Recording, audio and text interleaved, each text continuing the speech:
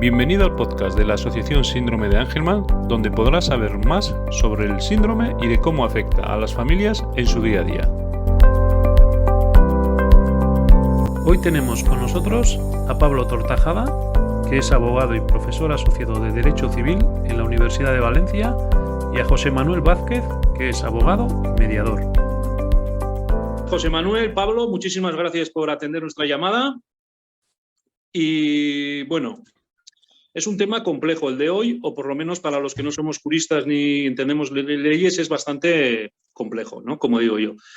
Los padres con un niño con una discapacidad, pues hasta ahora nos arreglábamos de una forma, pero ahora la ley ha cambiado, la ley 8/2021 de 2 de junio, y ya cuando cumplen la mayoría de edad, antes a las personas con discapacidad se les incapacitaba legalmente, pero ahora la ley ha traído cambios.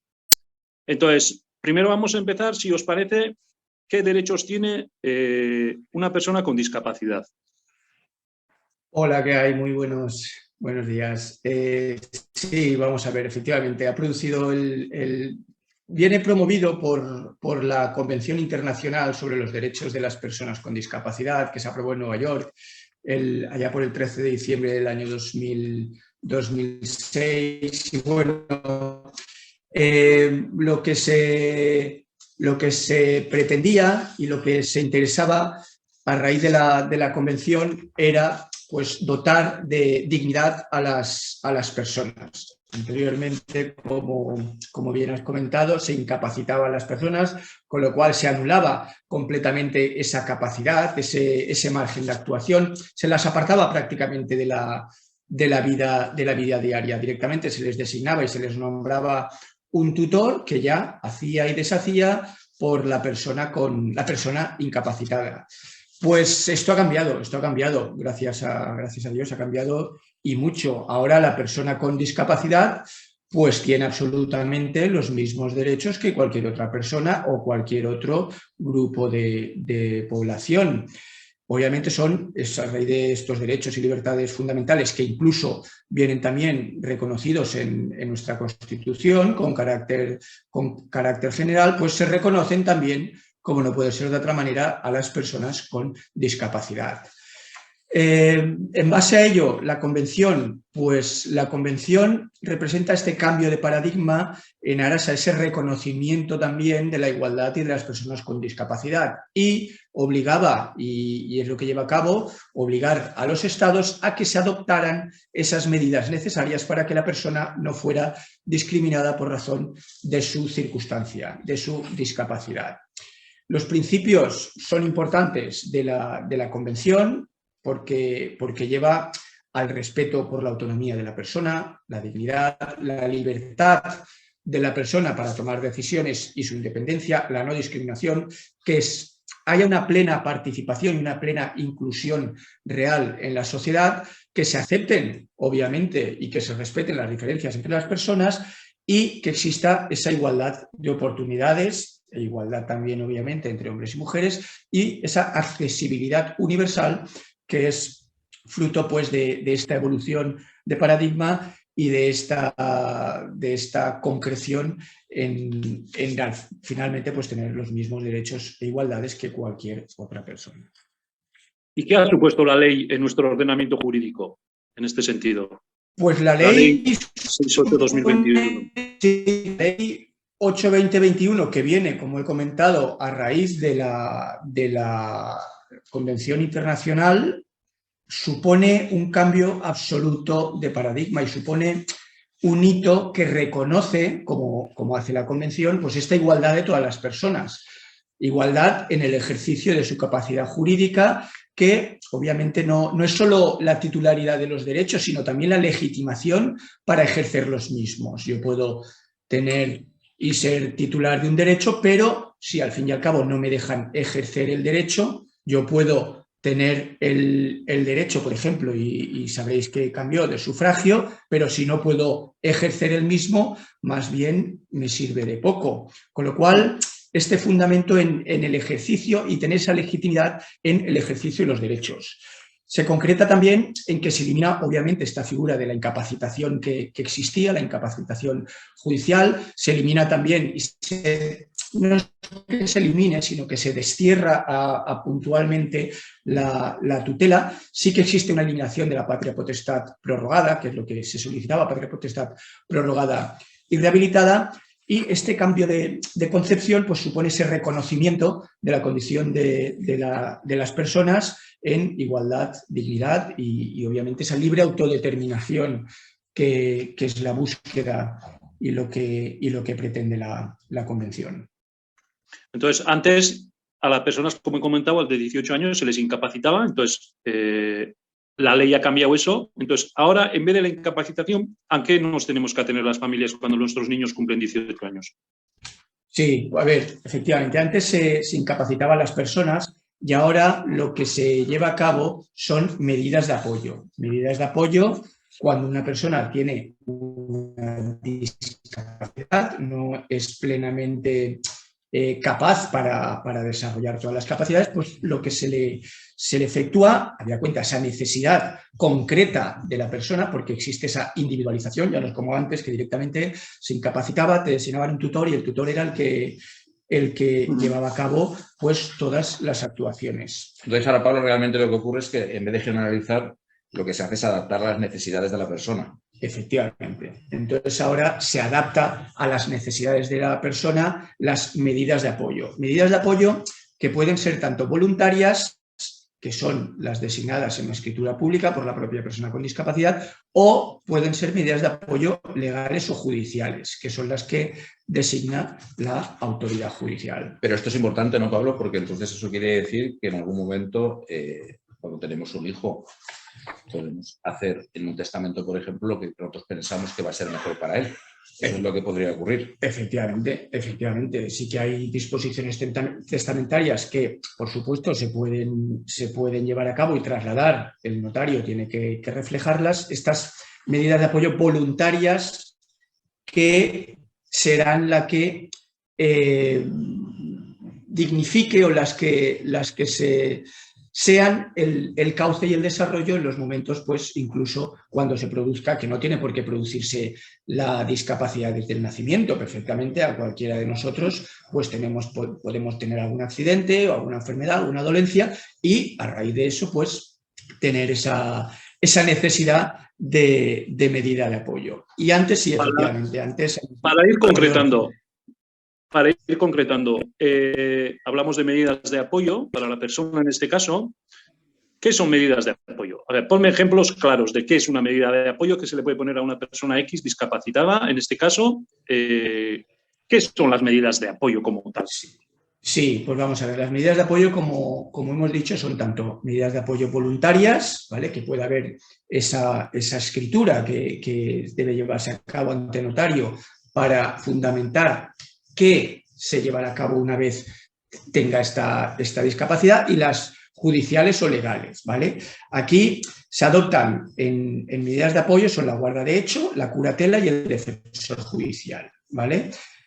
Son subsidiarias estas medidas de apoyo legales a las voluntarias, ¿vale? Y en estos casos, quien ejerce estas funciones debe tener en cuenta, obviamente, la trayectoria vital de la persona con discapacidad, tanto sus creencias, sus valores y así como los factores que ella pues hubiera tenido en cuenta para tomar la decisión que se trate y que se va a tomar. Tenemos en un primer lugar la guarda de hecho. La guarda de hecho es una medida informal que realmente no la nombra tampoco la autoridad judicial, aunque con este tema está habiendo muchos problemas porque se está dando el caso que hijos mayores de edad, en cuanto cumplen los 18, pues como ya tienen y obviamente pueden perfectamente ser titular de derechos y deberes, tienen capacidad jurídica, van al banco sus padres a la cartilla que tenían junto con el hijo y el banco parece ser que está negándose a facilitarles el dinero en la cuenta porque el que tiene que sacar el dinero es la persona mayor de edad,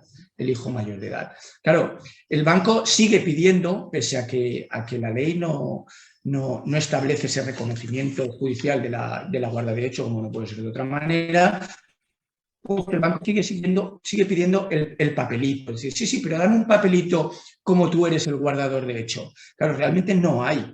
Al final la guarda de hecho es una medida informal, es el que está ejerciendo normalmente el familiar que se está ocupando del apoyo de la persona con discapacidad en el día a día. Son los guardadores de hecho. No requiere, por tanto, autoridad judicial. Somos y sois, pues la mayoría de padres, sois los guardadores de hecho de vuestros hijos con esa discapacidad.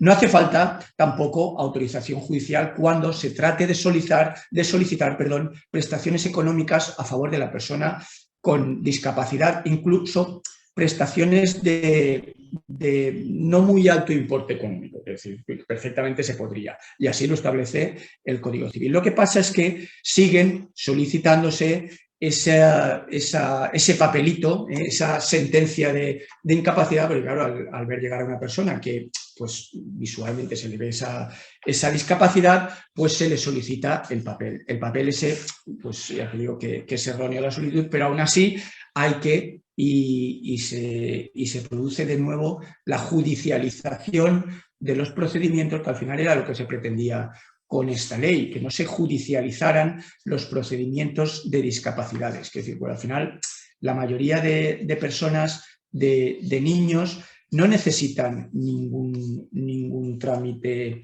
externo, es decir, hacen una vida rutinaria, van al colegio o van a sus talleres, están en su casa cuidados por sus padres y, salvo puntualmente algunos casos, pues no tienen que hacer grandes operaciones económicas. Pero la práctica, Pablo, por ejemplo, solicitar la guarda de hecho es algo fácil, ¿verdad? Sí. Hoy en es día... que eso iba a preguntar. En el caso en el que tengamos que pedir, alguien tenga que pedir una guarda de hecho, ¿cómo lo tiene que gestionar? Sí, hay modelos, los propios juzgados tienen ya modelos para hacer esa solicitud de guarda de hecho, pero bueno, también se puede acudir a un profesional que redacte esa petición de guarda de hecho, esa demanda, por decirlo, y se solicita la guarda de hecho, ¿vale? Que se reconozca. De alguna forma que jurídicamente se reconozca lo que de hecho está ocurriendo realmente. Efectivamente. Se está abocando a judicializar nuevamente unos hechos, una situación que la propia ley expresamente te dice que no es necesaria y para eso es una guarda de hecho. Siguiendo con esta línea, otra medida de apoyo es la curatela, es la principal medida de apoyo formal de origen judicial. Aquí sí que estaríamos hablando que hay que presentar una demanda en el juzgado para que se reconozca y para que se establezca esa curatela, ¿vale? La curatela puede ser de dos características, o bien una curatela simple o bien una curatela con facultades representativas. Al final la curatela con facultades representativas viene a ser prácticamente lo mismo que efectivamente, que antes cuando se incapacitaba y se designaba un tutor. Ahora el tutor pasa a ser el curador con facultades representativas. Claro, es que ¿vale? Entiendo que aquí dependerá mucho del nivel de discapacidad de la persona a la hora de establecer una medida u otra, ¿no? Entiendo Efectivamente. Lo que antes por norma era para igual, ahora entiendo que el nivel de discapacidad llevará a unas medidas u otras, o la tela o sí, la... Justamente lo que la ley lo que trata de hacer es evitar lo que ocurría antes, que directamente se iba a la incapacidad, y a lo que se trata es de individualizar según las necesidades de la persona. Eso es justamente lo que busca la ley. Siguiendo con el tema de la curatela, luego tendremos lo que sería el defensor judicial, que nos puedes explicar también las diferencias que hay. Sí, efectivamente. Bueno, el defensor judicial al final es una medida de carácter puntual, aunque es recurrente, pero es de carácter puntual y temporal, ¿vale? Se aplica pues, en supuestos y en conflictos de intereses, cuando existe cierta urgencia, y no procede si el apoyo se ha encomendado a más de una persona, salvo que ninguna pueda ejercerlo o el juez lo considere necesario. La autoridad judicial es la que va a establecer las funciones y, bueno, sí que se da en... Por ejemplo, un ejemplo práctico para que se pueda entender el tema de defensor judicial sería cuando una persona discapacitada tiene que aceptar una herencia y a su vez uno de los herederos es una persona que le representa. Imaginemos que es el que tiene la medida de apoyo de hecho. Correcto. Pues claro, ahí existiría un conflicto de intereses, ¿no? Entre la persona que tiene la discapacidad y la persona que a su vez se supone que le representa, ya sea de hecho o a través de la curatela. Efectivamente. Ahí, ante ese conflicto de intereses, es cuando hay que nombrar un defensor judicial. Es algo puntual, pero que también ocurre en la práctica muchas veces.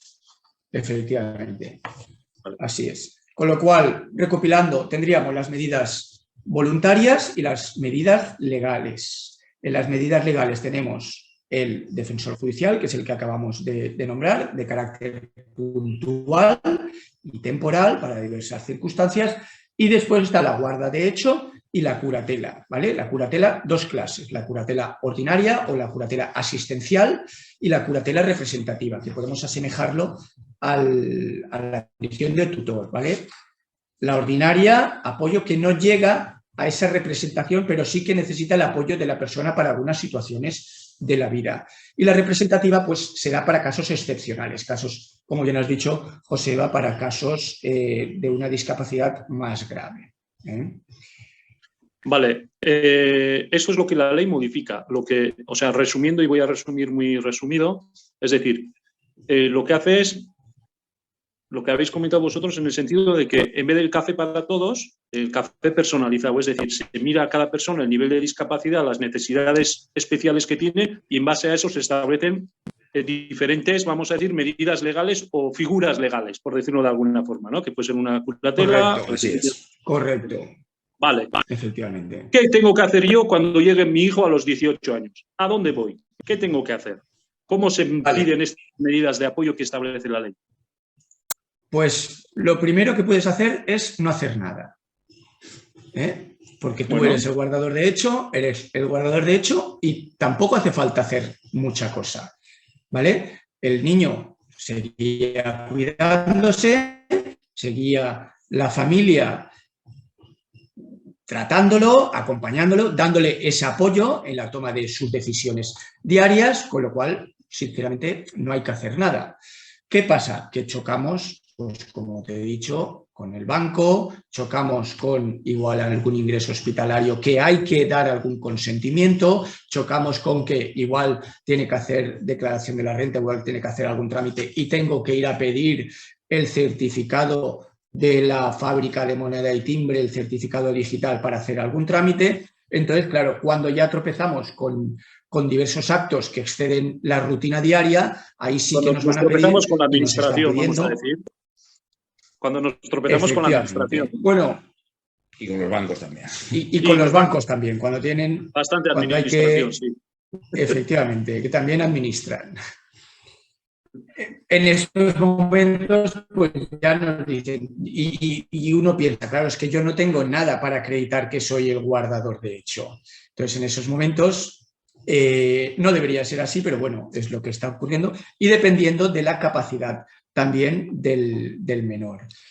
Claro que hay que ir al caso concreto, no se puede, claro, no es algo general, hay que analizar cada caso concreto. Efectivamente. Ahí lo mejor es o hablar con un profesional o, si, como dice Pablo, se puede ir también a los juzgados y se dan las circunstancias para pedirlo. Siempre hay unas instancias en todos los juzgados para llevarlo. Pero lo mejor siempre es hablar con un profesional, porque si, como la ley lo que trata es de individualizar a cada uno lo que realmente necesita, siempre es casi mejor para evitar cualquier problema es hablar con un profesional. Y entonces es el que guiará. Vamos a ponernos en una situación práctica. Mi hijo Aitor va a cumplir 18 años, ¿vale? Y en principio no necesito ningún papel que diga, vamos a decir, que soy el guardadecho, ¿vale? Pero digo, a ver si voy a necesitarlo para una gestión y luego voy a tardar 3 meses en conseguir el papelito, ¿vale? Entonces digo, por si acaso, lo voy a pedir. Voy al juzgado, me pongo en manos de un abogado o una persona que sabe y vamos al juzgado y pedimos la guardia de hecho, ¿vale? Me dan el papelito y tal. Pero luego el resto de medidas... Realmente, igual dependiendo de la capacidad de la persona, ya no se pediría tanto una guarda de hecho, porque ya te digo, quiero decir, ya está reconocida, no hace falta que se reconozca judicialmente, sí. Pero bueno, ya se pediría más y en los casos de esta severa discapacidad intelectual, sí que ya vamos más a esa curatela, y curatela con facultades representativas. Lo que antes era un tutor, pues ahora sería... Vale, mi hijo tiene Sí. ahora actualmente 13 años y tiene una discapacidad de un 90 y pico %, no sé si 93%, por lo tanto, cuando yo voy al juzgado con 18 años, voy a tener que pedir una curatela, entiendo yo, de representación. Correcto. Sí. Una cosa es que tenga una discapacidad, vamos a decir, motora, pero que cognitivamente esté bien, entonces ya no necesita igual una curatela. Claro. Entiendo Correcto. yo. Sí, efectivamente. Así es. Efectivamente. Vale. El procedimiento se inicia con la presentación de la demanda, con la petición, y a raíz de... Hay que acompañar toda la documentación médica. Documentación se solicita ahora, la ley solicita también documentación social, si está atendido en algún centro, pues bueno, como hay que valorar ese entorno, esa pretensión que se continúe por el mismo camino, que rija los mismos valores y circunstancias que venían llevándose a cabo en la persona con discapacidad, pues hay que acompañar un poco esa información para decir, efectivamente, si el nene estaba en este ámbito, si estaba siendo cuidado por estas personas, pues que obviamente que siga igual. Entonces, se lleva a cabo la presentación de la demanda.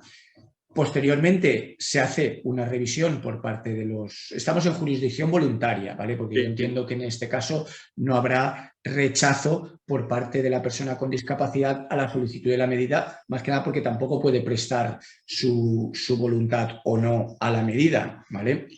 Entonces, en este caso, por parte del juzgado se designa un médico forense, que es también el que valora la capacidad de la persona, y se adopta esa curatela en una resolución judicial, ¿vale? Igualmente, en la resolución se manifiesta la característica que se debe rendir cuentas también de todas las circunstancias económicas, patrimoniales que tenga el menor. Pensemos, por ejemplo, en un menor que ha heredado de su abuelo, no lo sé, pues participaciones en una empresa o muchos pisos en alquiler, o se le han donado en vida. Es decir, pues en ese caso sí que igual cabe esa designación de un experto para esa gestión de... De todas formas hay que hacer la formación de inventario, hay que hacer las cuentas anuales. Correcto, prácticamente igual que antes. Hay un control judicial. Correcto, efectivamente. Vale. Igual no tiene mucho que ver con esto, pero siempre he tenido la duda de la responsabilidad civil que tienen las personas con discapacidad en este sentido. Es decir, yo tengo un hijo con una discapacidad que es menor de edad en este sentido, entonces si ocurriera, puede incurrir en que una persona con discapacidad tenga responsabilidad civil o penal dependiendo de la edad o no. Entiendo que sí. Son cuestiones diferentes. La responsabilidad civil, por el mero hecho de ser menor, siempre los padres responden civilmente de los actos que realicen sus hijos, independientemente. Penalmente es otra cosa. De tener discapacidad o no, entiendo. Claro, pero penalmente es otra cosa. Penalmente hay que ir al caso concreto y ver si efectivamente, si efectivamente se dan las circunstancias para saber si se le puede enjuiciar o no se le puede enjuiciar. Hay que ir al caso en concreto donde otra vez se inicia un procedimiento donde el médico forense dice si esa persona en concreto, digamos que se le puede enjuiciar penalmente o no, para que se pueda entender. Si esa persona evidentemente no sabe lo que hace, pues se le va a decir que penalmente no se le puede exigir ningún tipo de responsabilidad, pero eso es algo que lo va a tener que determinar el médico forense. De hecho, muchas de las confusiones que se producen es, no, es que como antes se tiene una discapacidad o antes estaba incapacitado, este señor no tiene ningún tipo de responsabilidad penal. Pues no tiene nada que ver. A lo mejor luego el médico forense puede determinar perfectamente que sí que sabía perfectamente lo que hacía. Con lo cual eso ya es otra cosa y no se debe confundir. Pero ya comento, por el mero hecho de un menor, el responsable civil siempre son los padres. Sí, y apuntar únicamente que efectivamente si no es mayor y si es mayor persona con discapacidad, obviamente sí que es responsable y es responsable de sus actos porque tienen las personas con discapacidad, están consideradas como sujetos plenamente capaces, con lo cual se les puede y se les supone esa atribución de la responsabilidad civil por los daños que puedan llevar a cabo por sus actos. Claro, lo que pasa es que eso, la imputabilidad, que es lo que realmente técnicamente se dice, que determinar un médico forense. Efectivamente. No se debe de confundir, porque muchas veces la gente se confunde y se piensa, no, es que la antigua incapacidad, oiga, mire usted, a lo mejor puede estar incapacitado civilmente, pero sí que se le puede imputar penalmente, o al revés. Y por eso no se tiene que confundir. Otro tema que también nos preguntan bastante, Joseba, es qué ocurre con el régimen anterior. Quiero decir, muchas veces... Eso sí, claro, ¿qué pasa con los incapacitados? Claro, efectivamente. Pues la ley establece, normalmente prácticamente todas las leyes establece en sus disposiciones finales, unas disposiciones transitorias, para dilucidar o para establecer qué ocurre con las situaciones anteriores. Las situaciones anteriores se establece también que en los procesos, por ejemplo, los procesos judiciales que se estén tramitando, en la entrada en vigor de la ley recordemos que entró en vigor en el 2021, en septiembre, pues se rigen por lo dispuesto en la nueva ley, ¿vale? Hay ese cambio en el procedimiento. Posteriormente se establecía también que en el plazo de un año desde que la ley entró en vigor se podía solicitar la revisión de las medidas durante el plazo de un año, para que se revisara esta necesidad que había antes de designar tutores, pues para adoptar otro tipo de medida de apoyo, que no tenía por qué ser la de tutor, obviamente, que se extingue para mayores de edad, sino que podía ser una guarda de hecho, una curatela o una curatela con facultades representativas. Y hay un plazo de 3 años que, si no se ha efectuado esa revisión, el juzgado o a instancia del Ministerio Fiscal solicitaría esa revisión, ¿vale? De momento continuaría igual las circunstancias, pero a partir de la entrada en vigor también las meras privaciones de derechos que se quitaban a las personas con discapacidad, pues quedaban sin efecto.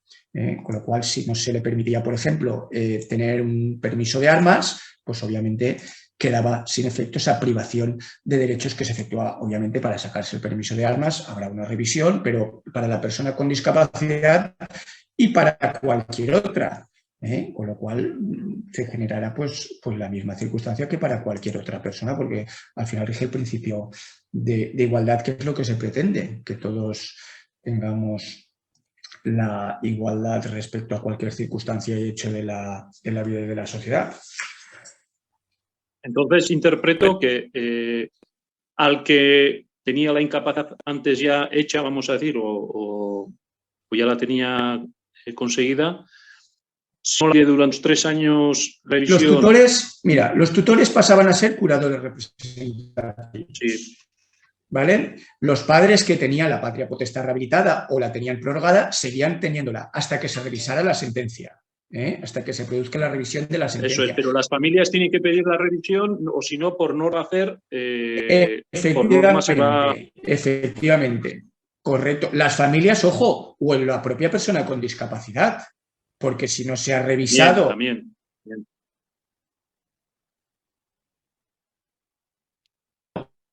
también.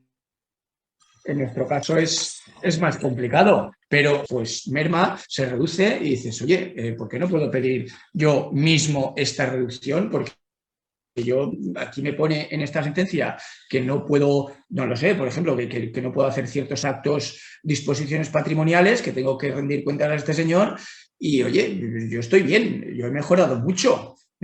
Entonces, en ese supuesto, pues también se podría pedir, obviamente, la revisión. Con lo cual, tutores pasan a ser curadores representativos, los padres con la patria potestad rehabilitada o prorrogada siguen teniéndola hasta que se proceda esa revisión de la sentencia.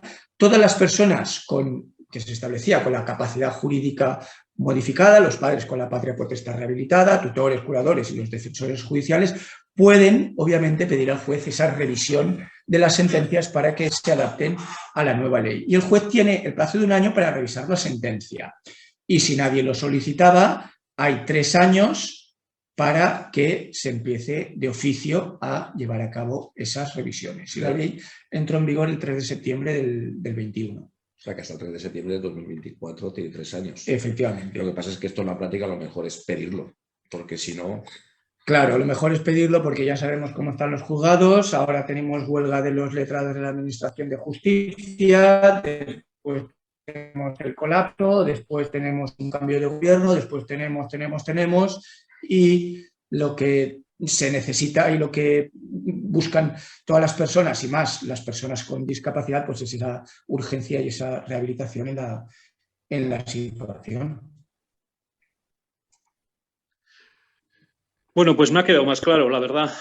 Todavía estoy lejos de los 18, pero me ha quedado muchísimo más claro. Tienes tiempo. Muchísimas gracias a todos. Hay que ir sentando las bases. Se pueden llevar a cabo, puedes hacer perfectamente, porque en la vida no sabemos las circunstancias que nos pueden acarrear a cada uno. Dejar incluso que hagas testamento y que dejes plasmada esa voluntad tuya, pues mira, quiero que si me ocurre alguna cosa, pues se designe a esta persona o se designe a esta otra o pase esto, o un poco dejar el camino pues hecho para que no surjan esas dificultades que surgen después. Esto pasa igual cuando hay herencias que pues no voy a escribir a nombre mío en el registro, no voy a ponerme la casa porque esto me cuesta un dinero y como tampoco es obligado, pues chico, pues ya lo haré. Se pasa al hijo, pasa al nieto, fallecen y al cabo de 50 años tienes una casa del tatarabuelo que dices, madre mía, a ver esto cómo lo arreglamos. Si se hubiese hecho bien en un momento, pues obviamente este problema no lo tendríamos, y más en un tema tan sensible como son nuestros hijos, pues sí que hay que tomar esas precauciones para que no haya interpretaciones de ningún tipo. Luego lo mejor es siempre, preveyendo el futuro, hacer testamento si se puede o hablar con un profesional para prever el futuro de lo que pueda pasar de nuestros hijos. Correcto, así es. Yo, el tema del testamento, si os parece, quedamos otro día y hablamos de eso, porque sí es un tema también el que las familias que conozco yo por lo menos y en la asociación barajamos siempre hay, ¿no? ¿Qué pasa cuando yo no esté? ¿Qué va a pasar con nuestro hijo? ¿Va a estar bien cuidado? ¿No? Entonces, el poder establecer los propios padres, vamos a decir, algunos criterios o algunas líneas de actuación con nuestro hijo mientras estemos capacitados nosotros y para cuando no estemos, yo creo que es un tema muy importante y que hay que analizar y saber, porque muchas veces no sabemos ni las opciones que tenemos los padres con los niños con discapacidad en este sentido, hasta dónde podemos hacer, ¿no? Entonces, yo sí es un tema que sí me gustaría tratar expresamente, el tema del testamento. Sí. Muy bien, pues ningún problema, a vuestra disposición. Cuando queráis, no hay ningún problema. Bueno, pues muchísimas gracias a los dos. Gracias a vosotros, estamos a vuestra disposición. Muy bien. Muchísimas gracias. Muchas gracias. Hasta luego. Hasta luego, un abrazo.